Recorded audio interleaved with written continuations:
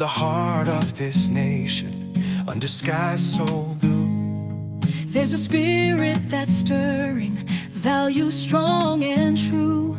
From the mountains to the prairies, from the cities to the sea, we stand for liberty, for faith and family. We're diving deep into the heart of what we believe. Do you know how hard this is? I love you. I mean it. You know, those are the kind of words you just scribble down lightly. That message, it's from a 9-year-old girl, Hannah Vaughn. And she wasn't writing it from her bedroom. She wrote it while she was in foster care, taken away from her mom, Loren Vaughn, by the state of New Hampshire. Just a raw, heartbreaking play. Really hits you. So today we're doing a deep dive into this story. Loren Vaughn, the mother, she calls it state-sponsored kidnapping. She talks about a system filled with, and these are her words, lies, cover-ups, and incompetence. It's a story about how one mistake, maybe born out of grief, spirals completely out of control. And it all seems to pivot around a single drug test result that, well, looks deeply flawed. We want to really get into how this happened, but also what it tells us about the bigger picture. Absolutely. Our mission here is to really unpack this case piece by piece. We're drawing heavily from that source article, State Agency Rips Little Girl from Her Mother Over a False Drug Test. We'll start with the initial events, what kicked this all off. Then we absolutely have to look at the science, the drug test itself, and how that evidence was handled or maybe mishandled. And of course, the human side, the impact on Loren, the impact on Hannah, it's immense. But we also need to step back and ask those systemic questions. How do these child welfare systems function? What are the potential pitfalls? We want you listening to come away with more than just the story, but a real understanding of the complexities involved. Right. And the details we're sharing, they come straight from that recent, really detailed piece by Jeff Charles. He laid out the Vaughn family's whole ordeal. It's quite the account, gives us a crucial window in all this. Okay, so let's start at the beginning. March 2023. That's when the trouble really starts for Loren and Hannah Vaughn. Loren had just gotten Hannah off to school like any other day. But then police arrive at her home. They arrest her. It's related to a domestic incident with her boyfriend. She described the physical part of it as a Scarlett O'Hara type slap, during a really heated argument. And she insists very strongly, this was totally out of character. She said, "I've never put my hands on anybody a day in my life." Right. So a really sudden, chaotic moment for her. And the context here is just critical, isn't it? The source really emphasizes this. This wasn't just a random. Loren's mother had died suddenly, very recently. And Loren described herself as being in a deep mental health spiral. She was dealing with intense grief, trauma, and she mentions being over-medicated at the time. So this wasn't coming out of nowhere. It sounds like a moment of extreme personal crisis. Understanding that grief, that vulnerability, it changes how you see that initial incident, doesn't it? It paints a picture of someone overwhelmed, not necessarily someone habitually violent or neglectful. That context is key. Yeah, absolutely key. So she's arrested, but she's only held in booking for about 2 hours. Then they release her. And she tries to, take responsible steps. She needs somewhere to stay, stabilize things. So she seeks temporary housing and finds a place at Lydia's House of Hope. It's a support facility. She's actively trying to manage the situation, create some stability for herself and for Hannah too. Okay, but then things escalate fast. It's less than a week after that incident, after she moves into Lydia's house. She's actually in bed with Hannah, reading the Bible together, a quiet moment. Then she gets called downstairs. And she walks into this scene. 3 police officers, plus a worker from the state agency, the Division for Children, Youth and Families, or DCYF. And they tell her, right then and there, they're taking Hannah immediately, placing her into state custody. Just boom, her daughter's gone in minutes. That speed is pretty jarring. It really forces us to ask, how can a single event, even with all that mitigating context we just talked about, the grief, the trauma, her proactive step of going to Lydia's house, how can that lead to such an immediate, drastic action like removal? The quickness of it, based seemingly just on that one domestic incident, without maybe clear evidence of ongoing danger, it sets a really concerning tone. You have to wonder about the threshold they use for immediate removal, where all those factors truly weighed. It raises serious questions about that balance between ensuring child safety, which is paramount, of course, but also respecting a parent's rights, especially in a crisis moment. Yeah, and in that moment, she's desperate, completely desperate to get Hannah back. So she agrees to what they call a safety plan, which is basically this formal agreement, right? Outlines things she has to do. But it's restrictive. In her case, the big thing was she couldn't be alone with Hannah at all. And crucially, she also consents to drug testing. She probably thought, I'll do whatever they ask. I'll prove I'm complying. She likely had no idea that agreeing to that drug test would become such a massive turning point in the worst possible way, believing it was the quickest way back to Hannah. Okay, so she agrees to the drug testing, thinking it's a step towards reunification. But the source says this is where things took a turn for the worse. She's told that a drug test she took that same morning came back positive, allegedly positive for methamphetamine and amphetamine. And just like that, the whole narrative shifts. She goes from being seen as maybe a grieving mom who made a mistake to being labeled, by the agency at least, as a drug user, a neglectful parent. Right.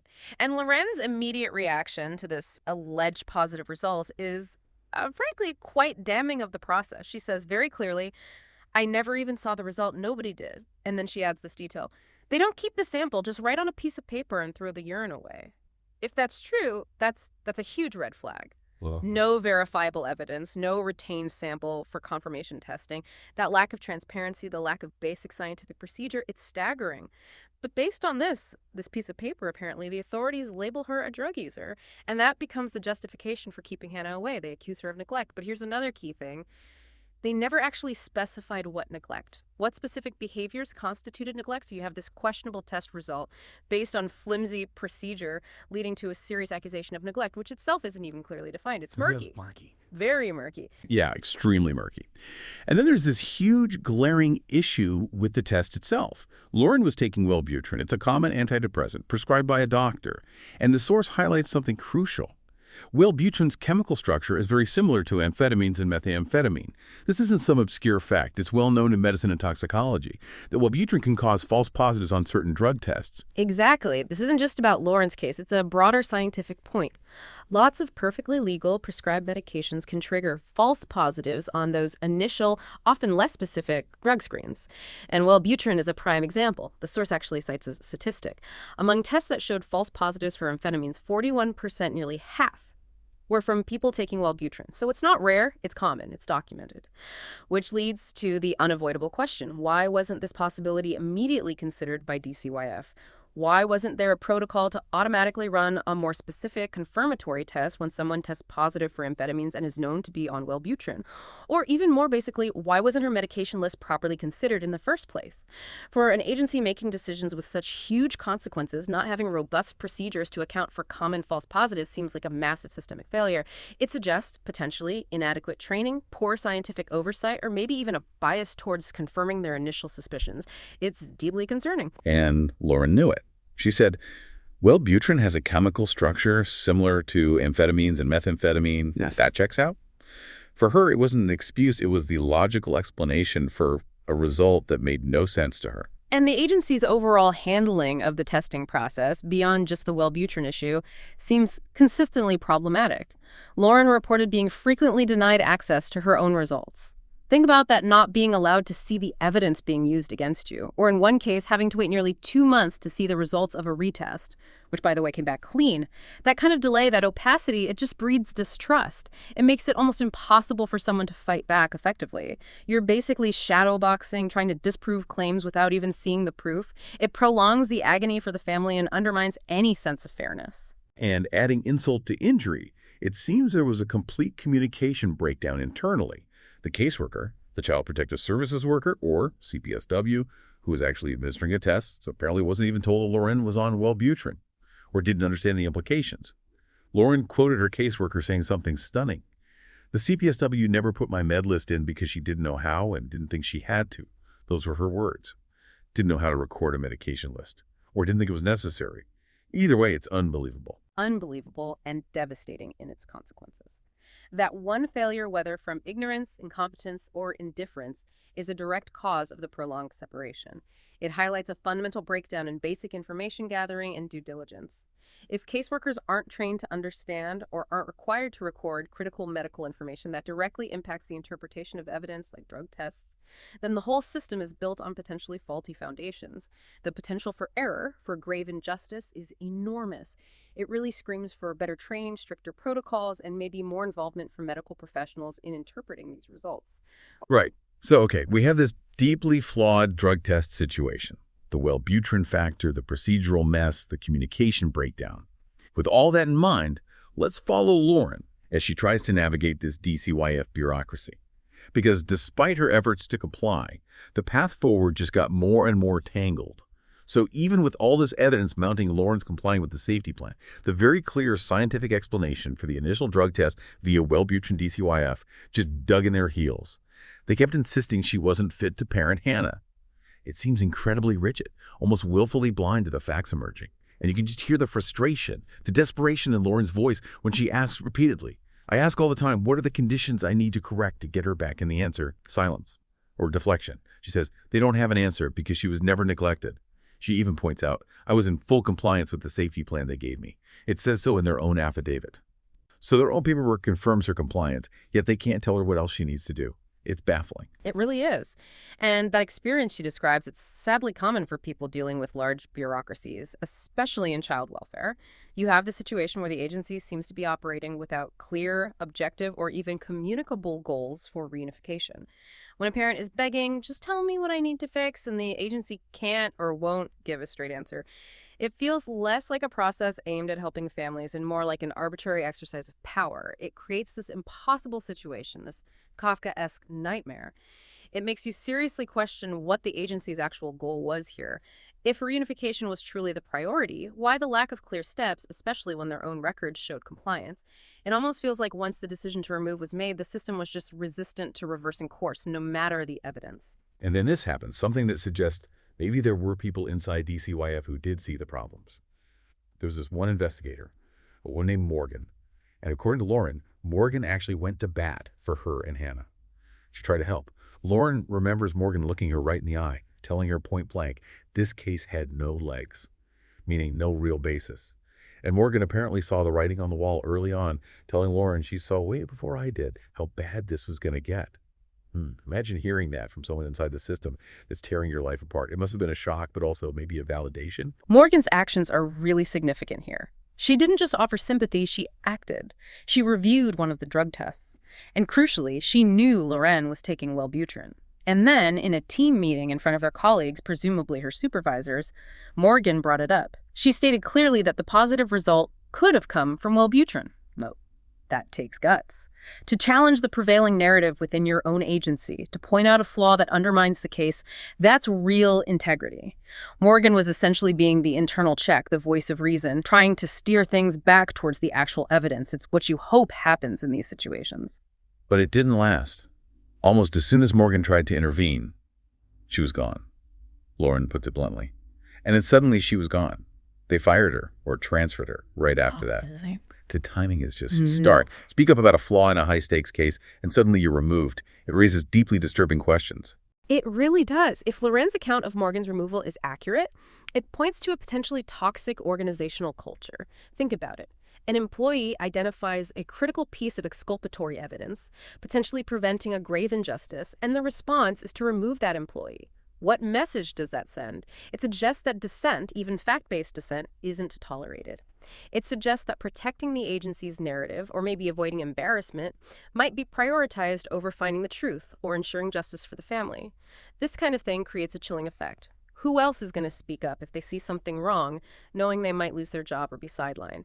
It makes it incredibly difficult for families like Loren's to find justice if potential internal allies are silenced or removed. It speaks volumes about the agency's priorities, potentially. Yeah, really chilling effect. Okay, so despite this internal resistance, despite Morgan vanishing, there was a moment of hope from the outside. In January 2024, the case goes before a judge. And the judge, after looking at everything, makes a pretty clear statement.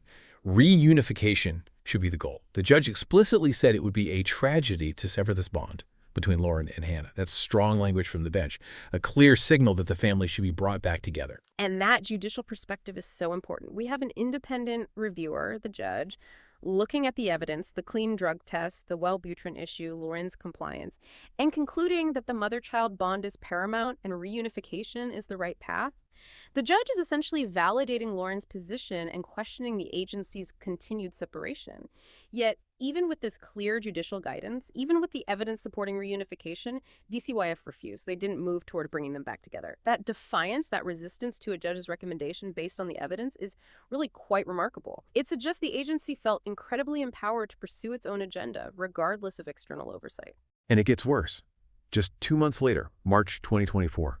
Instead of working towards reunification like the judge said, DCYF flips the script entirely. They start proceedings to terminate Loren's parental rights permanently. and the plan. To have Hannah adopted out to another family, it's a complete 180 from the judge's view. It's the most extreme, irreversible action they could take. So the agency's actions just seem to defy logic, defy evidence, even defy judicial recommendations. It forces you to ask why.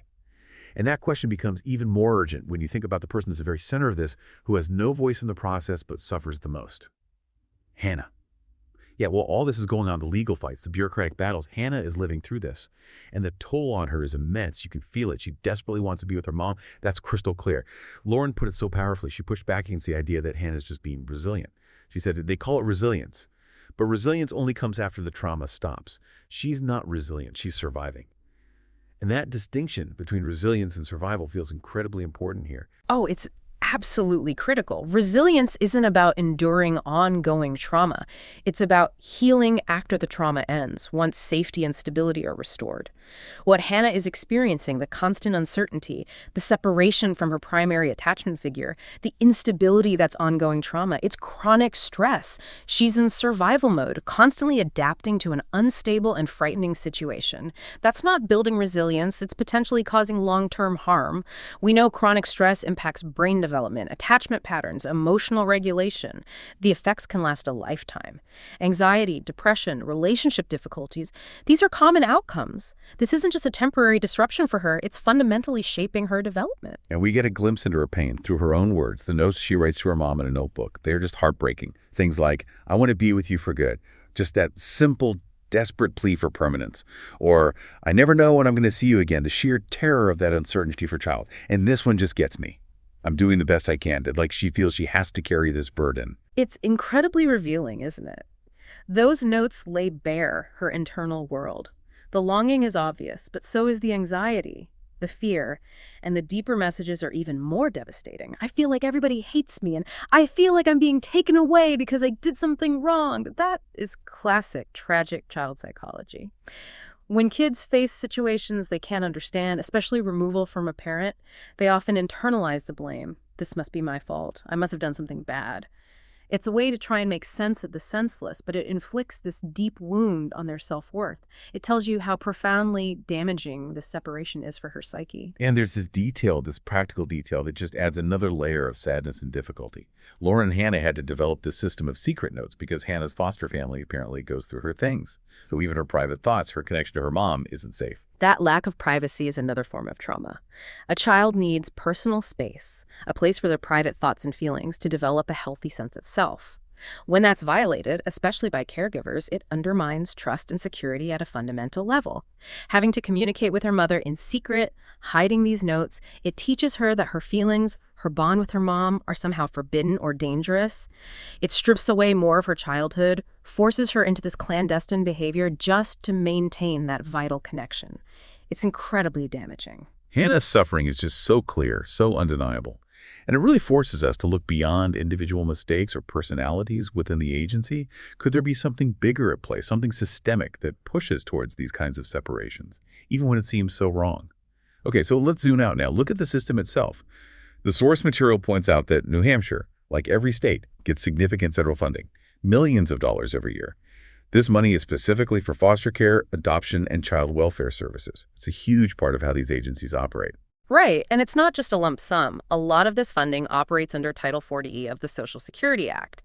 Title 4V provides federal matching funds to states for eligible foster care maintenance payments, adoption assistance, and kinship guardianship assistance. The idea is to help states provide safe placements for kids who can't be at home. But the way this funding is structured, particularly around adoption, is where potential issues arise. It's not just cost reimbursement. There are specific financial incentives involved. Exactly. And this is where it gets, frankly, quite disturbing when you think about cases like Hannah's. Under Title 4E, states get bonus payments for finalizing adoptions above a certain baseline number. And these bonuses aren't trivial. It's $4,000 for a typical adoption, $6,000 if the child has special needs. And listen to this, $8,000 double the standard bonus if the child being adopted is 9 years old or older. Hannah is 9. So adopting her out brings a significant financial reward to the state agency. And that's the crux of the perverse incentive argument. While the goal is obviously to find permanent homes, could these bonuses subtly shift the focus? The source highlights a trend in New Hampshire. Between 2012 and 2016, their Title IV VE reimbursements went up by 53%, and that increase was directly correlated with a big jump in the number of adoptions the state finalized. Now, correlation isn't causation, but it certainly makes you pause, doesn't it? It strongly suggests that the financial incentives might be influencing agency behavior, pushing towards adoption as the preferred outcome, perhaps sometimes even when reunification can be viable. When there's an $8,000 bonus attached to adopting out an older child like Hannah, compared to the ongoing costs and complexities of supporting reunification, you can see how the financial pressure might tip the scales consciously or unconsciously. So putting it all together, the federal money, these specific adoption bonuses, what does that mean for a family like Loren and Hannah's caught in this system? Well, it means that the agency might be operating under conflicting pressures. On one hand, the stated goal is often family preservation and reunification. But on the other hand, there's this financial incentive structure that clearly rewards adoption, particularly for older children. In a case like Loren's, where the initial reasons for removal were questionable, where she was complying or a judge favored reunification, the existence of that financial bonus for adoption creates, at minimum, the appearance of a conflict of interest. At worst, it could actively incentivize the agency to push for termination of parental rights, even against the evidence. It risks turning the child welfare system, in some instances, into a mechanism driven partly by financial targets rather than solely by the best interests of the individual child and family. It's a deeply uncomfortable reality to consider. Right. And that's a really key takeaway for you, our listener, understanding that it might not just be individual errors or bad actors. There are these systemic financial forces woven into the fabric of child welfare that could be influencing these life-altering outcomes. It adds this whole other layer to Loren's fight, these systemic factors, the money trail. It makes Loren's ongoing struggle feel even more significant. It's not just her fighting for her daughter. It's potentially her fighting against a system with inbuilt incentives that might work against reunification. So despite everything, the setbacks, the roadblocks, the judge's words being ignored, the move towards terminating her rights, Loren is still fighting. She hasn't given up. Her resolve to get Hannah back seems absolutely unbroken. It's quite incredible, really. It truly is. Her resilience, her refusal to quit. It's remarkable. She's not just fighting a legal battle. She's confronting this massive system that seems determined to stick to its narrative, regardless of the facts, regardless of judicial input. Her persistence really speaks to the power of that parent-child bond. It's fueling this relentless fight against what seem like impossible odds. It shows that basic human connection, that love, can be an incredibly powerful force, even against entrenched institutional power. And her own words capture that perfectly. This defiant statement she made, it just cuts right through everything we've discussed about the system, the potential incentives. She said, she's not for sale, and I'm not quitting. I'm only going to get louder. She's not for sale. Wow, that hits hard, especially after talking about those adoption bonuses. It's an incredibly powerful statement, isn't it? She's not for sale. It directly confronts the potential commodification that financial incentives can introduce. It reframes the entire situation, emphasizing the inherent, priceless value of her child and their relationship, rejecting any notion that it can be weighed against systemic processes or financial gain. It's a mother drawing a line in the sand, asserting the primacy of human connection over bureaucratic or financial considerations. It really underscores the human cost when systems potentially prioritize anything other than that fundamental bond. Yeah. And her story, Loren's story, it transcends her own family. It's a stark warning, really, a warning about what can happen when individual rights collide with institutional power, especially when money and complex systems are involved. It forces us to look critically at how these systems operate and who they truly serve. And it leaves us with a vital question, doesn't it? What can we learn from Loren's tenacity? What does her refusal to be silenced tell us about the importance of advocacy, of fighting back, even when the odds seem insurmountable, when those fundamental human connections are threatened? Her fight is a reminder that vigilance is crucial, that systems need oversight, and that the human spirit can indeed challenge powerful structures. Her determination is undeniable. And it brings us towards the end of this deep dive, but certainly not to an easy resolution. It leaves us with a lot to think about. Hashtag outro. So we've spent this time diving deep into Loren and Hannah Vaughn's story. We went from that initial incident born out of grief, through the deeply questionable drug test, the lack of due process, the silencing of an internal supporter, and the undeniable trauma experienced by Hannah. And importantly, we looked at the bigger picture, the federal funding structures, specifically Title IV-E, and those adoption bonuses that raise serious questions about systemic incentives, possibly prioritizing separation. Yeah, this case really illuminates how a family can get tragically entangled in bureaucracy where, intentions might be mixed, procedures are flawed, and these underlying systemic incentives might push things towards outcomes that don't really align with justice or even the child's actual best interests. It's a stark reminder for all of us why understanding these complex systems and hearing the human stories caught within them is just so incredibly important if we care about fairness and protecting families. Absolutely. And it leaves us with this final thought, a question for you to really ponder. Given everything we've discussed, the potential for scientific errors like false positives, the lack of transparency, the internal pressures, and especially those financial incentives tied to adoption, how do we ensure child welfare systems truly put family preservation and rigorous due process first? How do we make certain that life-altering decisions rely on solid, verifiable evidence, not shaky interpretations of flawed tests? What changes are needed, maybe from communities, maybe from policymakers, to prevent more stories like Hannah and Loren's from happening or from just going unnoticed? How do we make sure that the profound bond between a parent and child is always, always protected as the highest priority? Something to think about.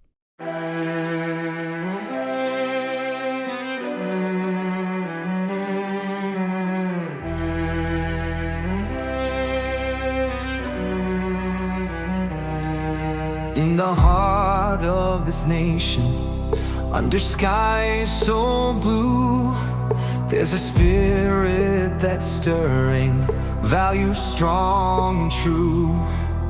From the mountains to the prairies, from the cities to the sea, we stand for liberty, for faith and family. We're diving deep into the heart of what we believe.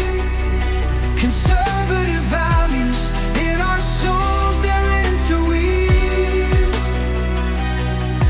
With courage and with honor, we'll hold our ground for freedom, for tradition, in this land we found.